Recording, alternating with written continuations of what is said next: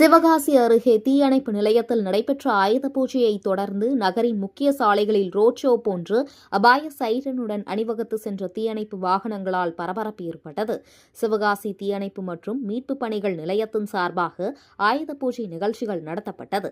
நிகழ்ச்சியின் போது தீயணைப்பு மற்றும் ஆம்புலன்ஸ் போன்ற மீட்பு பணி வாகனங்களை சுத்தம் செய்து வாழை தோரணங்கள் கட்டி அலங்கரிக்கப்பட்டதுடன் வழிபாடு நடத்திய பின்பாக தீயணைப்பு வீரர்களை வரிசையாக நிற்க வைத்து கண் திருஷ்டி விலக தேங்காயுடன் திருஷ்டிக்காயையும் சுற்ற செய்து உடைக்கப்பட்டது. அதனைத் தொடர்ந்து பொதுமக்களிடையே தீத்தடுப்பு குறித்து விழிப்புணர்வை ஏற்படுத்த தீயணைப்பு வாகனங்களுடன் மீட்பு பணி வாகனங்களும் நகரின் முக்கிய சாலைகளின் வழியே ரோட் ஷோ போன்று அபாய ஒலி சைரனுடன் எழுப்பியபடி வரிசையாக அணிவகுத்து சென்ற நிகழ்வு சாலையில் சென்ற பொதுமக்களை பீதியடைய செய்தது.